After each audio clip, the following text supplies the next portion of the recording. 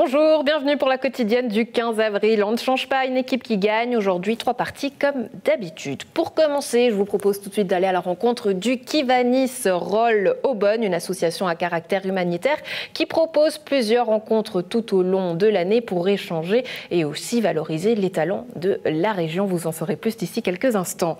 Ensuite, on part à la course avec notre page sportive dédiée au Tour du Pays de Vaud. Ce printemps avec 6 étapes à parcourir jusqu'au 19 mai. Alexandre Caporal vous en dira plus en plateau.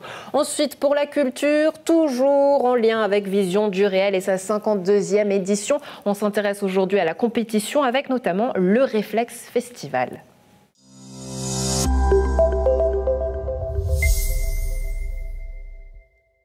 Rencontre avec le Kivanis Roll Aubonne, une association à caractère humanitaire qui réunit plusieurs membres autour d'activités diverses et variées. Objectif, servir la communauté et organiser plusieurs échanges pour partager tous les savoirs notamment. On en parle avec nos deux invités. Christophe Rizier, bonjour. Bonjour. Vous êtes le secrétaire de l'association, accompagné aujourd'hui de Frédéric Naudol, futur président. On dit président élect. Eh ben, félicitations déjà. Merci. Merci à vous d'être avec nous. Avec grand plaisir. Alors, le Kivanis, en quelques mots, qu'est-ce que c'est ? Alors, en quelques mots, c'est une association internationale qui a comme but de travailler ensemble pour supporter la communauté, respectivement l'enfant, supporter l'enfance et les enfants. C'est dans ce sens-là que le club Kivanis Roll Aubonne existe depuis maintenant bientôt 30 ans. Ouais, alors c'est une association internationale avec une grande représentativité en Suisse, c'est ce que vous m'expliquiez tout à l'heure, je parle sous votre contrôle, qui organise plusieurs manifestations ou événements, rencontres tout au long de l'année. On en parlera d'ici quelques instants. J'ai pu un peu fouiller sur votre site internet, on peut voir une charte avec 6 objectifs qui dit que la règle d'or, c'est comporte-toi envers les autres comme tu voudrais que les autres se comportent envers toi. Est-ce qu'on pourrait dire que vous êtes finalement des anges gardiens, des grands scouts pour les petits scouts ou comment est-ce qu'on explique ça ? Disons qu'on apporte certaines valeurs humanistes dans notre quotidien et ça permet de rendre un monde meilleur, tout simplement. Ouais, avec qui sont ces membres du club ? Alors, c'est extrêmement varié. Ça peut être des cadres d'entreprise, ça peut être des indépendants, des cadres intermédiaires. Voilà, c'est plutôt de tous les horizons. Voilà, tous les horizons, mais plutôt des cadres supérieurs. Ouais, hommes, femmes, tout le monde est bienvenu. Alors, c'est une question qui divise. Notre charte permet la mixité. Pour le moment, nous ne sommes que des hommes. Donc ces dames sont les bienvenues. Absolument. Voilà. Ça va, il faudra faire le chemin. Il faudra faire le chemin, c'est-à-dire que certains ne sont pas encore convaincus, c'est ça ? Je crois que c'est ça. Ouais, d'accord, mais la petite graine est plantée. Disons, on a révisé les statuts pour que les dames puissent intégrer notre club. D'accord. Qu'est-ce qui fait un bon kivanien ? On dit comme ça, kivanien ? Oui, je pense un bon kivanien, sans rentrer dans les archétypes ou les travers. Je pense que c'est quelqu'un qui s'engage, qui met son temps libre à disposition pour pouvoir effectuer des actions et mettre la main à la pâte des actions qui nous rapportent des moyens financiers que nous pouvons ensuite attribuer à d'autres associations, à des fondations, à des actions spécifiques. Et si on regarde le passé du Kivanis Club Roll Aubonne, nous avons distribué plus de 400 000 francs au cours de ces 29 dernières années. Ouais, qu'est-ce qui fait sa spécificité ? Parce que c'est vrai qu'on parlait tout à l'heure du Rotary Club entre nous. Qu'est-ce qui fait sa spécificité, sa différence ? Alors, sa grande différence, je pense, ça n'engage que moi, réside dans le fait que les gens sont prêts à offrir leur temps, et pas juste offrir leurs moyens financiers.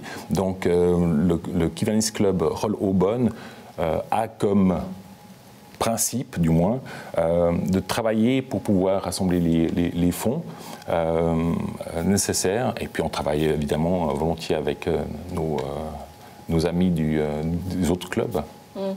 Christophe Rizier, on va montrer ici le petit drapeau, mais c'est vrai qu'on en parle comme ça de manière très sérieuse, mais il y a quand même une très très bonne ambiance, je crois, dans votre association, dans votre club. Il devrait y avoir eu justement une journée le 24 avril prochain, une matinée coup de balai qui est reportée en 2022. Mais est-ce qu'il y aura d'autres peut-être événements ou Alors on a toute une série d'événements qui sont agendés au courant d'une année kivanienne. On va dire que notre gros journée de travail, c'est l'organisation du 1er août à Rolle. Et parce que c'est là où vous récoltez la majorité des fonds? Oui, c'est essentiellement là qu'on récolte la majorité des fonds. Cet événement a malheureusement pas pu être réalisé l'année dernière à cause du Covid. Cette année, on croise les doigts pour que ça puisse avoir lieu. Et c'est une date importante parce que vous allez célébrer le 30e anniversaire de l'association. Alors ça sera l'année prochaine, le 30e. Voilà. Le 14 mai 2022, sous la présidence de Fred. Puis je crois que même c'est son anniversaire. D'accord, donc vous allez souffler plusieurs bougies. on vous voit là justement quelques images. Voilà, ça c'est une rencontre. Est-ce que vous pouvez peut-être nous en dire un mot? Oui, alors ça c'est une tradition qu'on a introduite avec la broche annuelle pour tous les membres du club et leurs membres, la famille. C'est juste un moyen de se rencontrer durant un week-end et puis profiter de l'été et d'une bonne grillade. Et là, dans le jardin? Là, on voit, si mes souvenirs sont bons, c'est la marche gourmande à Aubonne où on a constitué une petite équipe pour effectuer cette marche fort sympathique qui est organisée régulièrement à Aubonne. Donc en bon enfant avec nos enfants, nos épouses, respectivement, les amis du Kivanis. Donc vous nous réconciliez peut-être avec ces mesdames qui sont quand même les bienvenues. Absolument. Toutes les conférences, la majorité des conférences que nous organisons sont ouvertes pour les membres et leurs compagnies. Ouais. Un mot finalement, si on veut rejoindre l'association, j'imagine qu'on trouve toutes les informations sur votre site internet. Alors toutes les informations sont sur le site. Après, c'est bien de venir approcher quelqu'un déjà du club pour une première introduction, une présentation, des explications peut-être plus en détail de ce qu'on attend aussi d'un membre, parce que c'est vrai qu'on demande de la présence, on demande de l'engagement, on demande de la bonne camaraderie. Donc c'est beaucoup de choses comme ça, mais voilà, c'est un engagement dans le temps. Il faut avoir le moyen de libérer du temps pour adhérer au Kivanis. Ouais, et s'engager à être un bon Kiwanien, comme on en parlait tout à l'heure. C'est ça. Merci beaucoup, messieurs, d'avoir été avec nous. Christophe Brésillia, Frédéric Nodel, très bonne journée à vous. Et donc, le Kiwanis Roll Aubonne, toutes les informations sont sur le site internet et vous le voyez ici. Très belle journée à vous. Merci infiniment. Au revoir.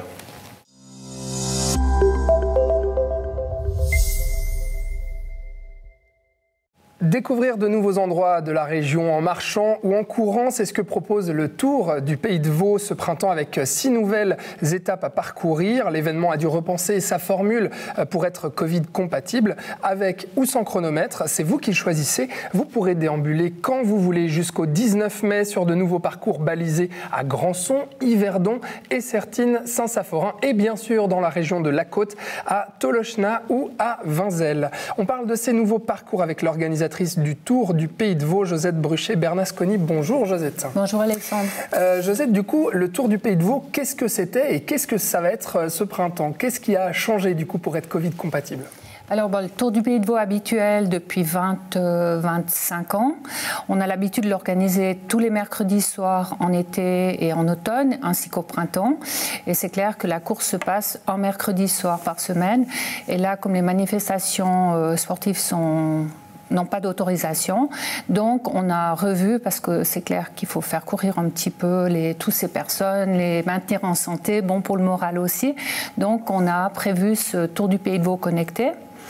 Et puis, voilà, ce qui est bien, c'est qu'on nous remercie parce qu'en fin de compte, les personnes vont aller courir quand elles veulent, le jour qu'elles veulent, à l'heure qu'elles veulent, durant 6 semaines. C'est ça, courir ou marcher, hein, on a l'option en fait. On peut... Courir, marcher, jogger, parce qu'il y en a qui aiment courir et marcher, pour les promeneurs. Donc c'est vraiment ouvert à tout le monde, dès 12 ans pour la marche et dès 14 ans pour la course. Voilà, donc j'ai dit jusqu'au 19 mai, donc c'est avec la particularité, c'est qu'on ne pourra pas faire ça avec plusieurs coureurs, enfin il n'y aura pas d'événement à proprement parler, et donc du coup les coureurs, joggeurs ou marcheurs peuvent faire ça autant de fois qu'ils veulent sur les parcours balisés. Comment ça fonctionne pour participer, pour enregistrer son chronomètre et donc s'inscrire au Tour du Pays de Vaud? Alors, les personnes vont sur notre site internet, elles vont s'inscrire sur Datasport, comme dans en général la majorité des courses. Le prix est de 37 francs. Pour les 6 parcours et autant de fois qu'ils veulent le faire, les personnes vont recevoir, après avoir payé, un t-shirt et un dossard le lendemain en courrier A, si l'adresse est bonne, parce que je recommande en fin de compte les participants, quand ils vont s'inscrire, de bien contrôler leur adresse postale et leur mail. Ensuite, elles reçoivent un lien de Datasport. Elles vont se connecter sur ce lien pour donner l'autorisation à Strava pour le chronométrage. D'accord. Et puis donc, soit on s'inscrit parce qu'on a envie du coup d'enregistrer son chronomètre et de le comparer avec les autres participants et participantes, ou bien on peut être libre aussi, comme on l'a dit au début, d'aller faire les parcours qui sont balisés, qui sont prévus pour ça, voilà, quand on veut, on veut. Le but, c'est quand même de se chronométrer, parce qu'en fin de compte, le but là, c'est que les personnes aient un petit challenge quand même. Donc le Tour du Pays de Vaud, c'est quand même le petit chronométrage. Donc, où les personnes, si elles n'ont pas Strava, elles peuvent me contacter, puis on a une autre possibilité qu'elles se chronomètrent elles-mêmes. Donc il y a le challenge sportif qui fait partie de l'ADN du Tour du Pays de Vaud, et aussi le fait de découvrir de nouveaux endroits de la région. C'est aussi ça l'ADN du Tour du Pays de Vaud. Alors le but, c'était surtout ça de ce TPV connecté, c'était de trouver des nouveaux parcours que ces parcours n'ont jamais été, on les a jamais eus au Tour du Pays de Vaud les mercredis soirs. C'est vrai qu'Essertine, on l'a eu au Tour du Pays de Vaud habituel, mais c'est pas le même parcours, on l'a changé. Yverdon, on l'a eu à l'époque aussi, mais ce n'est pas le même parcours. Donc on veut faire justement découvrir des nouveaux parcours, parce qu'on voit souvent sur Facebook, les coureurs se disent entre eux, mais où est-ce que tu vas courir? J'aimerais bien trouver un endroit sympa. Donc là, vous allez trouver des parcours pour eux. Voilà, découvrir le canton. Voilà, et toute la belle nature et la belle campagne du canton. On va parler des 2 étapes donc, dans la région. À commencer, on va le voir en image, le parcours prévu à Vinzelles. Dites-en nous plus, comment vous choisissez justement ces parcours-là? Alors, c'est un petit peu en collaboration avec d'autres personnes. Par exemple, Vinzelles, c'est avec Léman Running. Comme la personne habite justement à Vinzelles, donc il m'a proposé un parcours. Après, c'est pareil pour Tolochna. On a plusieurs personnes qui se sont proposées. D'ailleurs, on a des autres communes qui se sont proposées d'avoir des parcours. Malheureusement, on en avait déjà 6. Donc voilà, on les réserve peut-être pour une autre fois. Donc là, on voit le parcours de Vinzelles, et puis on va voir le parcours ici à Tolochna. Donc distance d'environ 8 km, à peu près comme celle de Vinzelles, pareil. Donc un autre parcours pour les coureurs ou les marcheurs de la région. Donc on comprend comment vous choisissez tous ces parcours pour le Tour du Pays de Vaud. Et donc on a jusqu'au 19 mai, c'est ça, pour s'inscrire et pour parcourir autant de fois qu'on veut. Voilà, les personnes peuvent continuer à s'inscrire tous les jours, et il reste encore 5 semaines, donc c'est vraiment bien parce qu'ils peuvent choisir le jour où il fait beau d'aller et de choisir les parcours. Chaque parcours a son charme en plus. Ouais. Différent. Donc là, c'est le parcours du printemps, et puis le Tour du Pays de Vaud se passe aussi en automne. Vous prévoyez déjà l'édition d'automne. Vous espérez peut-être, comme on le voit les images derrière moi, avoir plusieurs coureurs en même temps? Voilà, alors pour l'automne, disons estival, puisque normalement il commencerait autour du 12 août jusqu'au 22 septembre, je crois, si j'ai les dates en donc tête. Fin de l'été. Mais voilà, août-septembre. Bien sûr qu'on espère qu'on pourra faire des manifestations avec un certain nombre d'ici là, mais de toute façon, au cas où, quoi qu'il arrive, on a toujours des idées déjà prêtes pour trouver des solutions. Il faut toujours trouver des nouvelles solutions maintenant. Il faut être apte à réagir, il faut s'adapter et trouver des bonnes solutions. Mais là, le TPV connecté autrement, vraiment les coureurs sont ravis. J'ai des messages tous les jours, très très contents.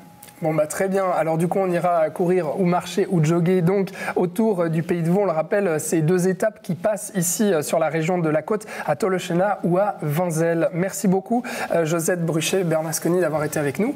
Et puis, on recommande du coup aux coureurs de s'inscrire sur le site du Tour du Pays de Vaud pour s'inscrire et enregistrer son chronomètre. Merci beaucoup, Alexandre. Merci à vous. Merci. À bientôt.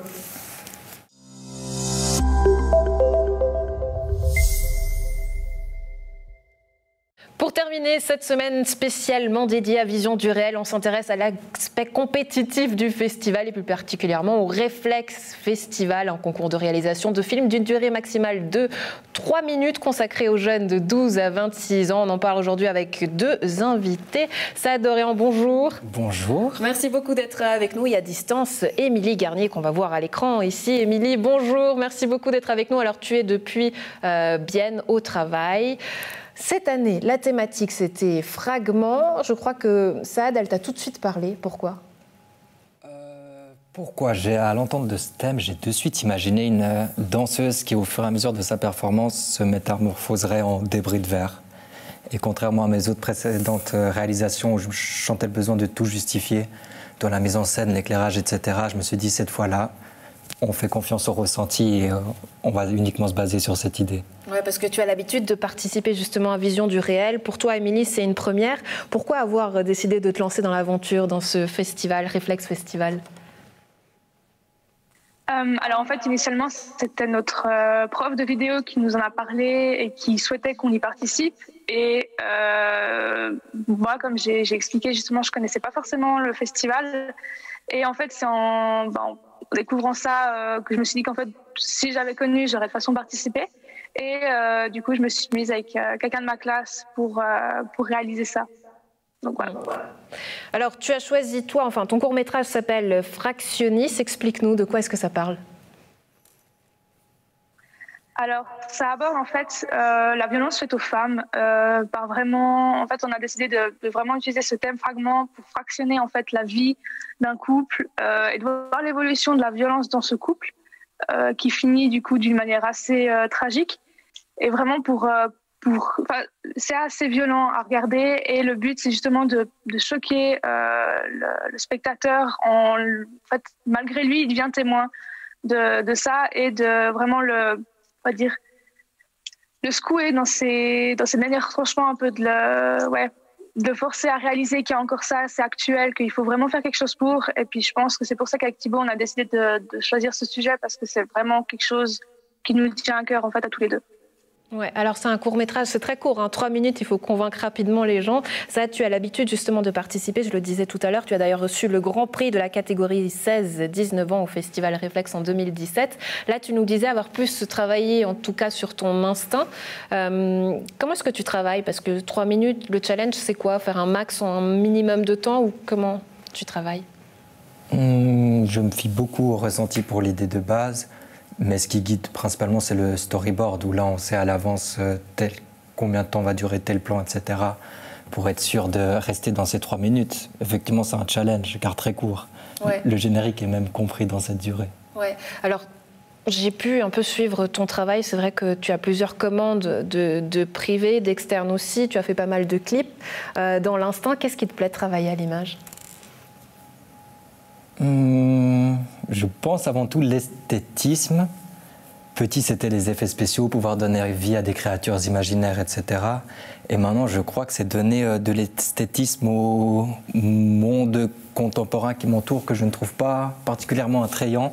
Peut-être essayer d'enjoliver ça, ou à l'inverse, le déstructurer encore plus. Ouais, et qu'est-ce qui fait une belle image ? La question, tout dépend non, mais c'est vrai que forcément, du coup, ton œil, il va être attiré par certaines choses, vu que tu travailles beaucoup à l'instinct. Mais c'est quoi ? Tu vas chercher des couleurs, l'émotion, ou qu'est-ce que tu vas rechercher ? Émilie, je te laisse aussi réfléchir. Je pense que les couleurs et l'émotion sont assez unies aussi. Tout dépend du message que je souhaite transmettre au travers de ce cadre précisément. Est-ce que la personne doit être mise en valeur ? Est-ce qu'elle doit être bien dans l'univers qui l'entoure ? Et c'est tous ces symboliques-là qui vont guider la manière de cadrer. Émilie, est-ce que c'était pareil pour toi ? Est-ce qu'il y avait l'aspect esthétique ou toi, vu que tu avais ce message qui était plutôt revendicateur, tu t'es plutôt intéressée à l'émotion et au contenu ? Comment est-ce que tu as travaillé ? Alors en fait, pour moi, l'image est tout aussi importante que le message qu'on veut faire passer, parce qu'une image qui n'est pas adéquate au message, ça sert à rien en fait, ça annule tout. Et du coup, c'est vrai qu'au niveau de l'esthétisme, on a vraiment essayé de travailler quelque chose qui perturbait déjà un peu, mais d'une manière plutôt positive, puis qu'à la fin, en fait, rendait la chose plus ou moins désagréable. Et puis, du coup, c'est vrai que pour moi, l'esthétisme d'une image est très, très important. Donc, autant la luminosité, la couleur, tout le cadrage, tout doit être hyper, pas forcément réfléchi juste dans les moindres détails, mais qui doit vraiment fonctionner au maximum. Et sinon, pour moi, vraiment, ça sert à rien, en fait. Ouais, alors la cérémonie de remise des prix avec projection des films lauréats en présence du jury et des invités surprises aura lieu en live streaming le 22 avril. À la maison, vous pouvez encore faire votre choix, donc allez sur le site internet de Vision du Réel et du Réflexe Festival pour voter, justement peut-être pour l'un ou pour l'autre ou d'autres encore concurrents. Émilie Garnier, qu'est-ce que toi tu attends surtout de ce festival ? Alors personnellement, je crois qu'avec Thibaut, on était à peu près sur la même attente. En fait, on n'attendait pas grand-chose parce qu'on ne pensait pas qu'on serait sélectionné, pour être franc. Et on a été très, très surpris d'être sélectionné. Moi, j'étais très surprise que vous me contactiez d'ailleurs. Mais après, moi, je me dis, ça fait toujours de la visibilité, c'est cool. C'est une expérience qui est quand même sympa à vivre. Et puis, je sais que Thibaut, lui, la vidéo, c'est vraiment sa passion, c'est quelque chose qu'il adore. Et du coup, je pense que pour lui, ça doit être quelque chose de vraiment, vraiment super d'avoir été sélectionné et puis d'avoir participé, quoi. Ouais, alors Thibaut, c'est la personne avec qui tu as collaboré dans ton court-métrage. Émilie Garnier, merci beaucoup d'avoir été avec nous. Une très belle journée à toi. Saad, j'imagine que ces propos, ils font sens pour toi, cette passion. Tu as déjà participé au festival, reçu un prix. Cette année, c'est un peu particulier vu que tout est un peu en ligne. Donc toi, qu'est-ce que tu attends de cette édition ? Faire mieux, avoir encore un prix, c'est quoi tes attentes ? Non, je n'ai pas d'attente de ce côté-là. Je crois que ce qui me motive le plus, on a vite l'impression, peut-être c'est une vision d'indépendant, mais que le milieu du cinéma en Suisse est vite restreint. Du coup, ça fait tellement plaisir de voir d'autres jeunes ou pas jeunes passionnés faire aussi des films. Et c'est surtout ça que je trouve beau avec ce festival, c'est donner l'opportunité à des jeunes dans des écoles de pouvoir créer. Qu'est-ce que ça a changé pour toi, justement, le fait de pouvoir y participer ? Parce que voilà, c'est pas la première fois, donc est-ce que ça t'a peut-être ouvert des portes ou qu'est-ce que ça t'a apporté ? Une certaine reconnaissance, c'est au sein de ce festival que j'ai remporté mon premier prix. Beaucoup de contacts. Et puis effectivement, grâce à ça, au contact, des portes ont pu s'ouvrir pour la suite et me permettre de créer des plus grands projets. Alors Saad Doréan, merci beaucoup d'avoir été avec nous. Ton court-métrage, ça s'appelle Un dernier pas. À la maison, faites votre choix. Très belle journée à toi. Merci à vous.